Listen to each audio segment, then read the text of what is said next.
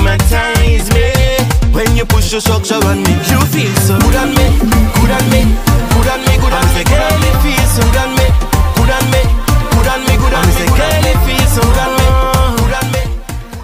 Guys, welcome back to my YouTube channel. I know it's been a while. It's been what, 2 weeks since I've posted. And just to give you guys an update, I am 2 weeks and 4 days postpartum. It's been 2 weeks and 4 days since I've given birth, since I had my baby girl. So I'm a mom. Me, guys, I am a mom. Like, somebody actually, let me not say somebody, God actually left me with a child by myself. Like, I own this human, she's mine. It's still unbelievable. But yeah, thank you guys for watching today.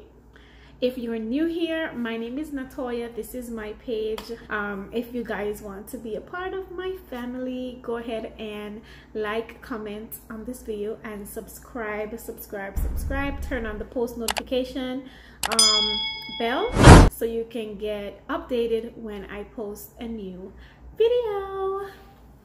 So yeah, the new journey has begun. If you guys were here before the pregnancy, before the belly, guys, you know, so this is authentic wine. It's Moscato.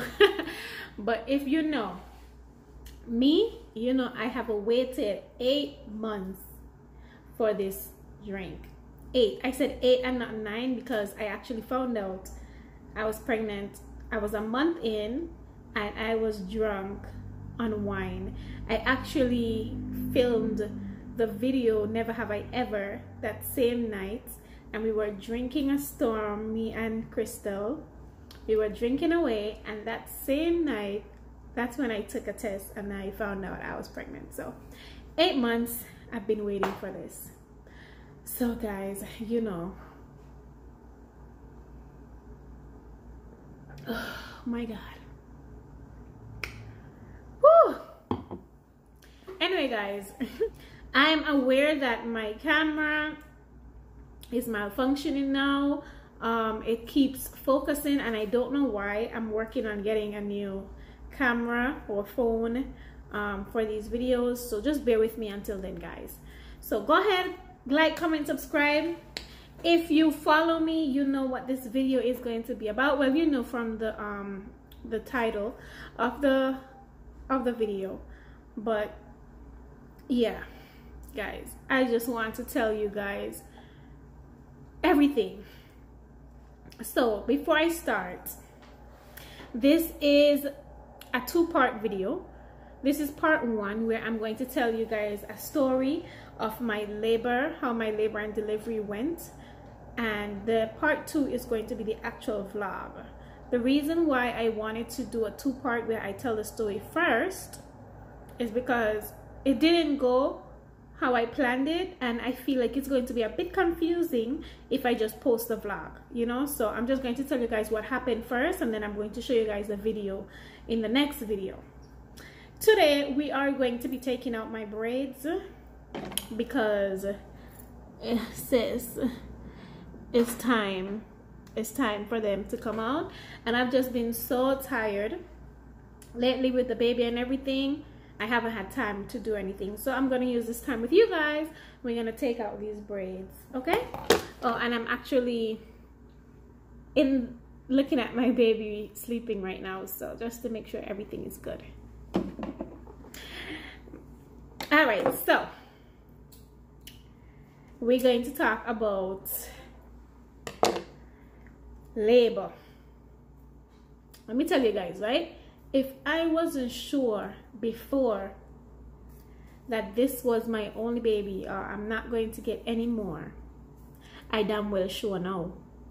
I am 100% sure that this is going to be it for me. All because Well, not all, because I already said that I wasn't gonna have any more. I only wanted one. But oh my god, it was horrible. The whole thing, like, it did not go to plan, guys. Let me just tell you. So I was due the 12th, and the baby was born on the 5th, which is 1 week exactly.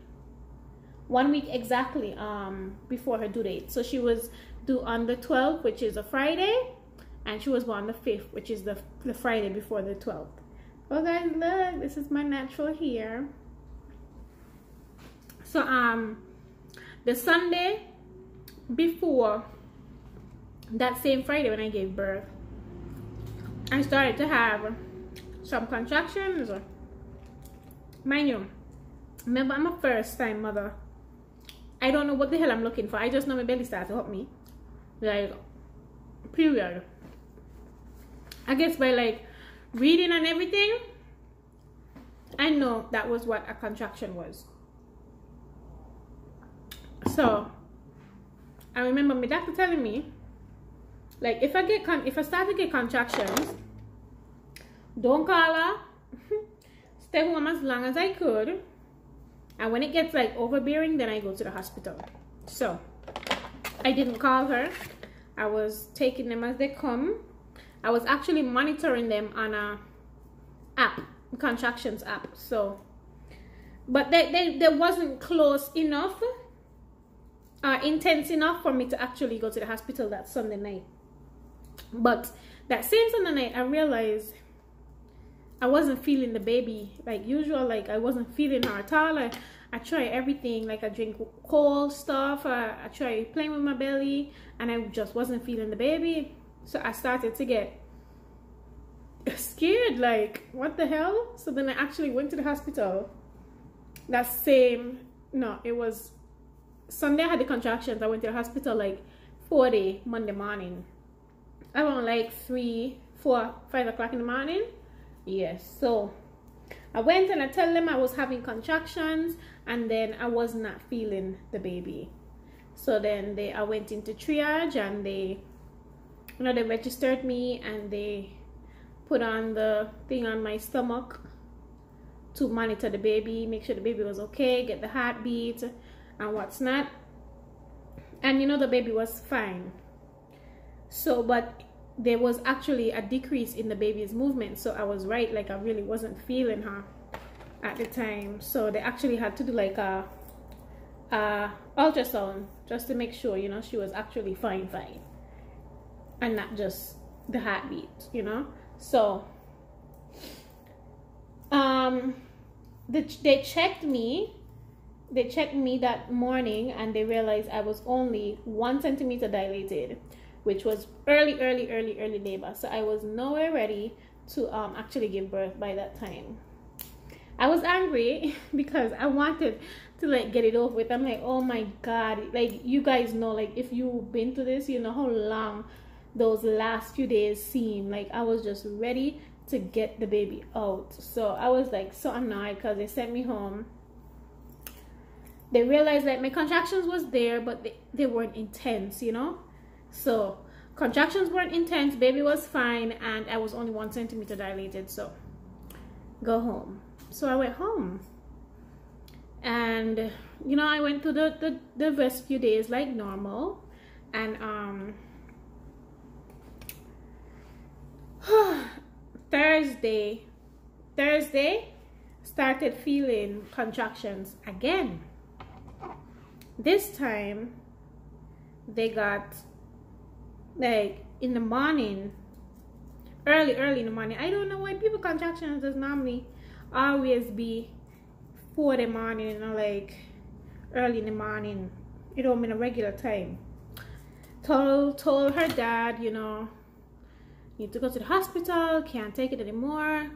We went to the hospital, and this was Friday, this was the 5th.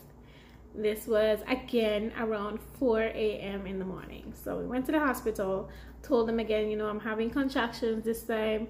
They're close apart. I was tracking them on the app. The app told me to go to the hospital. They're hard, they hurt.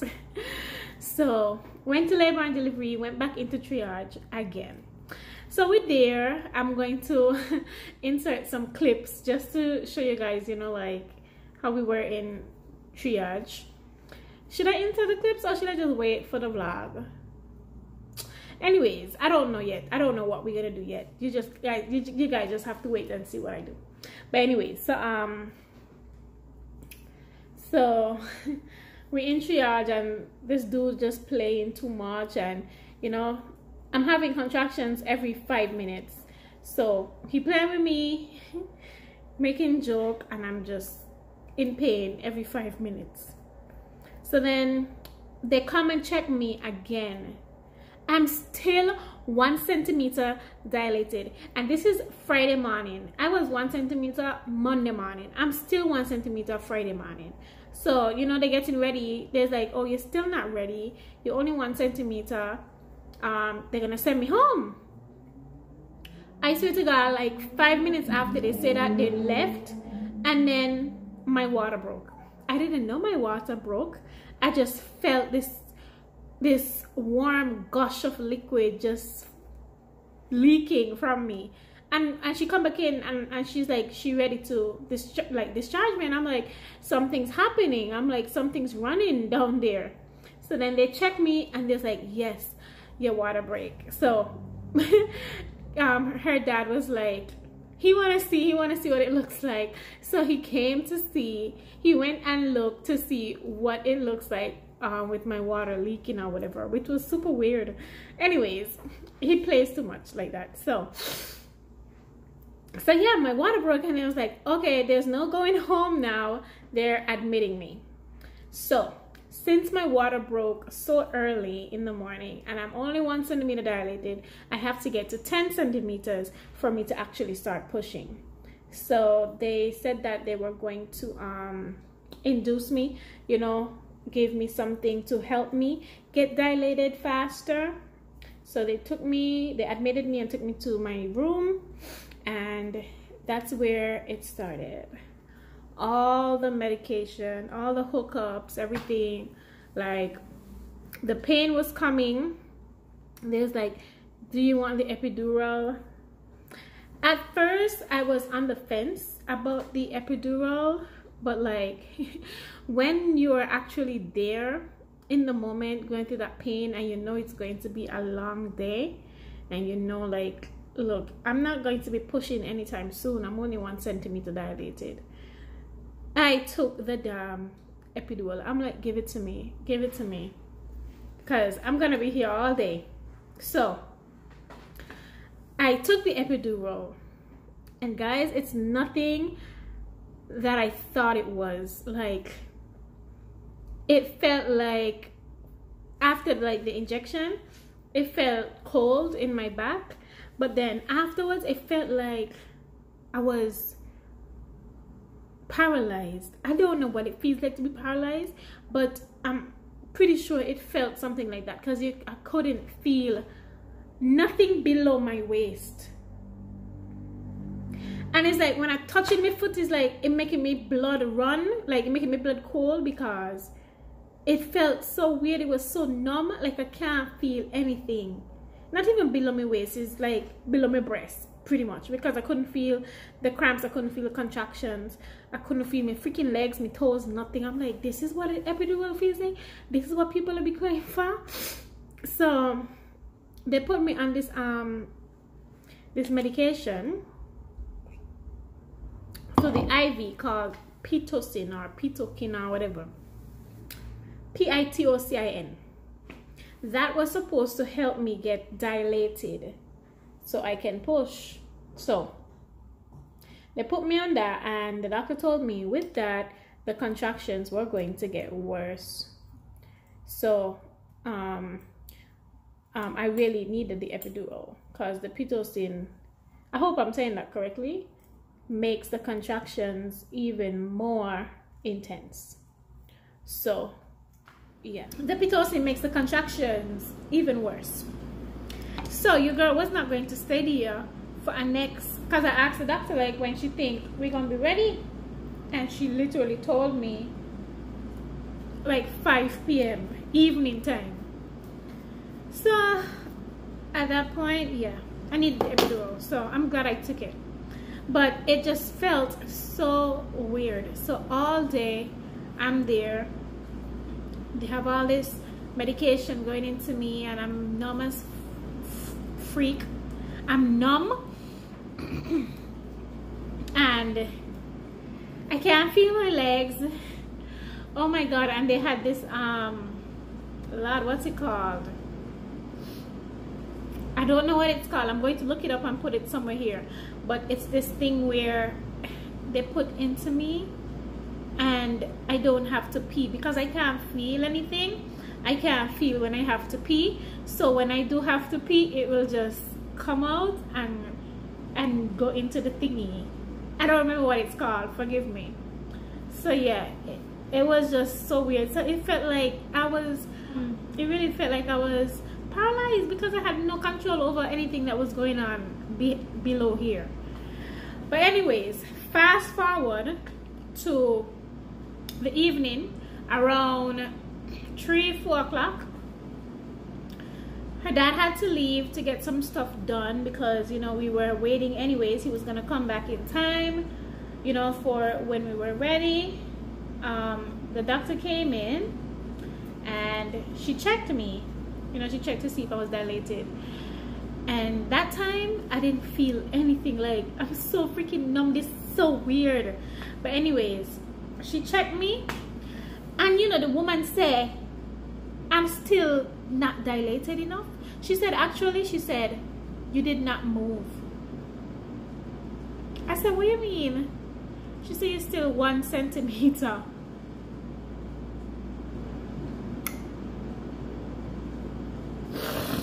She said, you're still 1 centimeter. So I asked her, that thing that they're giving me is not working then. She says, it doesn't look like it's affecting my body like it should.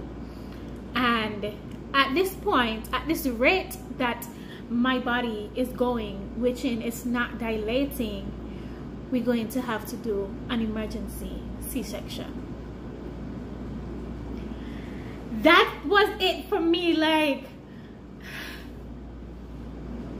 I didn't even know what to say. Me just watching a C-section.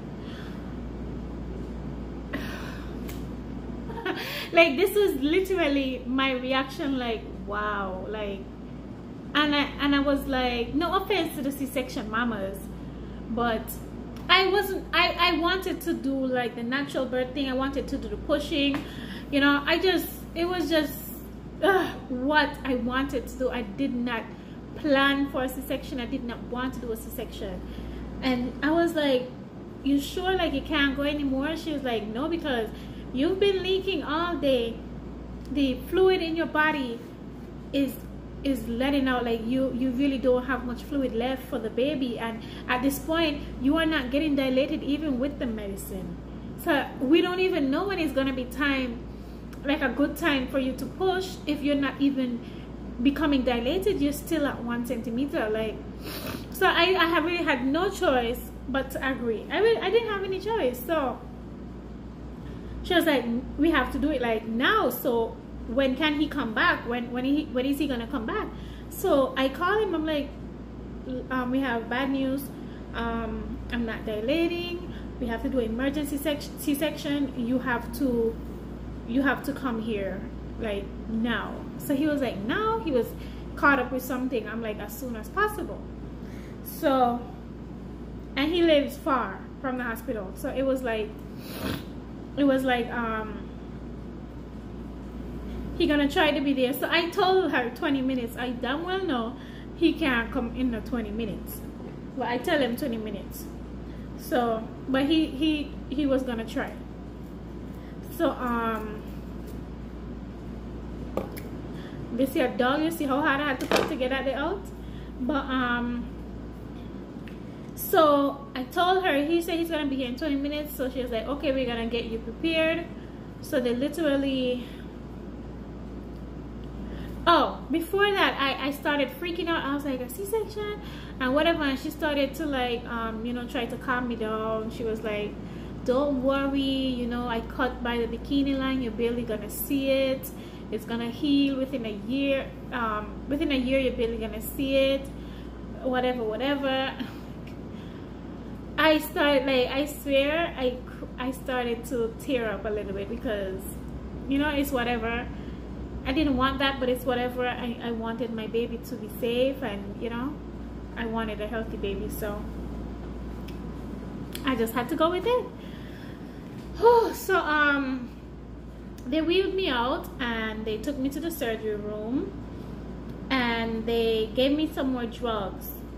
On top of the epidural, they gave me something else, and she was like, you're not going to feel pain, you're just going to feel pressure. And the difference with that is, like, the pressure is more like you can feel somebody punching you, but it doesn't hurt. You know what I mean? Like, you could feel this, but it doesn't hurt. So that's how they explained it. So when they took me there, they put up this kind of thingy where I can't see, and I kept calling him, like, where are you? He on the highway, there's traffic, it's like 5 o'clock now, there's 5 o'clock traffic. They're saying that they're gonna wait, and then at a point in time they said they can't wait no more. I'm like, please wait, or whatever. But then I called him again, he's parking, so I told him, hey, he's parking. So they did wait, so they got him dressed as soon as he got into the hospital, and as soon as he got into the room, they started, like, it was on. And all I can remember is a lot of tugging. Like, this was my body. I couldn't see anything, I couldn't feel much pain, but I could feel them doing stuff, and this was my body. Like, I felt like they were a bit rough, because all I could feel was my body going left, right. They're tugging me. I'm like, what the fuck? What are they doing? I have never seen a C-section before, so what I thought a C-section was is that they cut you, they take the baby out, and they stitch you up. I didn't know that they had to be moving all kind of organs and all kind of things to get to the baby. Like, that shit is scary, and it's a good thing I didn't know that, because I felt like I was going to, like, lose it if I knew that at that point, because I didn't know that. So that's what they were doing so long. They're moving shit. I'm like, now that I know that, it's like, it's a good thing I didn't know that before. And I was like dozed out because I was so high on the drugs. At a point in time, I didn't know what the hell was going on. And then I remember her saying, like, she said, Patricia. And I was like, huh? She was like, oh, you was never going to get this baby out, it's too big. And when she said that, she didn't mean like the baby itself is too big. She was only 7.5 pounds. But when she said that, it's like, for me, because I wasn't even dilating, I was only 1 centimeter up until that point. So it was like, it was never going to happen for me. Not that big baby, but, and you're gonna see that in the vlog. He caught that when she said that, because when she said that, they pulled down the thing so I can see, and she showed me the baby, and I'm like, oh my god, they just took that baby from inside of me. Oh my god. And I started tearing up right there and then, but I couldn't move, I couldn't do anything. And they went to clean her up, and her daddy went for her, and he brought her by me, by my face, because I couldn't hold her yet. But I don't know, it was bittersweet. It was sweet. The part that was sweet was that she was healthy and beautiful and all of that stuff. But oh my god, I don't want to do a C-section again. And I've been hearing so much times, like, if you had a C-section before and you get pregnant again, it's an 80% chance that you're gonna have to do another C-section, as opposed to pushing vaginally. I don't want to do another C-section, so I will not be getting another baby. I'm so sorry to to anybody who had their hopes up about that. But yeah, that was it. So it took them another 20 minutes or so to stitch me back up, and I just felt myself shaking. Like I was shaking uncontrollably, like shaking. And even when they rolled me back into my room, I'm like, do we have something for the shaking? I can't stop myself. And she was like, yeah. So she gave me some medication for the shaking. Eventually the shaking stopped. I can remember trying to have her latch on my breast, and she latched. She did. Even though my nipples are like super tiny and super flat, she latched on my breast. And because I didn't have any milk, yeah, I'm not breastfeeding because I don't have any milk. So she latched on my breast, and there wasn't any milk, no colostrum, nothing. Like, your girl was dry. I don't understand how it felt like my body was defying pregnancy, because first I wasn't dilating to push my baby out. Now I don't have any milk to give to her. So anyways, she started crying because there was nothing coming out, and then we had to give her the formula that they had right away.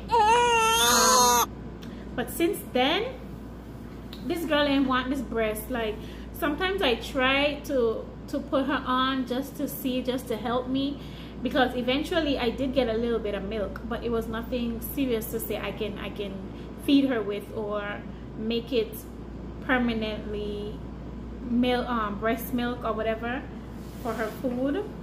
I didn't get much at all, but I tried to put her on, and the girl would scream and bawl and bring down everything she have and make people feel like I'm killing her, because she does not want my breast. She does not want to be on my breast.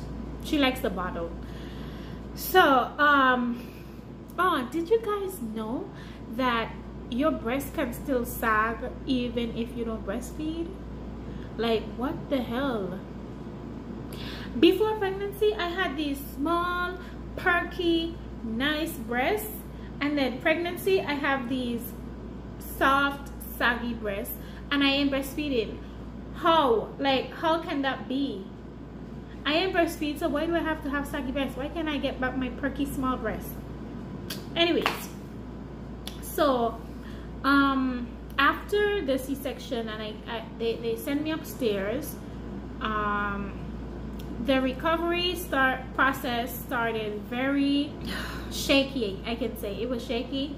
I had to be on some strong ass meds like Percocet. I had to be taking Percocet, Motrin, just so I don't kill myself from the pain. So mind you, I was on these strong meds, but it was still so hard for me to even like get out of the bed. It was still so hard for me to deal with the baby. Like it was so good to have somebody to help me, because I really couldn't do anything at that point. I couldn't do anything like a day, 2 days post the surgery. So it was really good to have some help. I couldn't move. I still can't pee. Well, they took out the thing that was taking the pee, but I still couldn't like bring myself to pee on my own right away. So it was just like, man, I really wish that I didn't have to do that. That's what it was, because I know C-section recovery is 10 times harder than giving birth vaginally. So it is what it is. I am 2 weeks out and I still have some pain down there. I went to the doctor yesterday and she took off something, and I kid you not, when she took off the tape thingy, I feel nothing. Like, it's numb. It's still numb, and it's been 2 weeks and it's still numb. And I seen like other people saying, oh, my daughter is 10 and mine is still numb, and that is scary. That is so scary. I don't know what it's like in St. Kitts. Like, I'm from St. Kitts, and I know they don't have the epidural. They don't have a lot of these drugs that they gave us in America. I doubt they have that numbing thing, that, you know, whatever. So I know it's completely different, and I don't know what it's like for the recovery. But me, like, I'm numb. I'm still numb, and it feels so weird, and I hate it. So as I said, I don't know what it's gonna be like like a month, 2 months, a year after this, but I don't want to do it again at all. So that was my experience. I am still on meds. I'm not taking as much as I used to. Oh my god, let me not talk about how hard it is to laugh, how hard it is to sneeze, how hard it is to cough. You guys ever try to like not sneeze? Like you want to sneeze, but you do everything in your power just not to bring it out because you don't want to feel the pain down there. That's me. And people keep saying, oh, hold the incision when you're sneezing and whatever, and that shit hurts. It hurts. Like, man, the things that women have to go through, the things that we have to go through.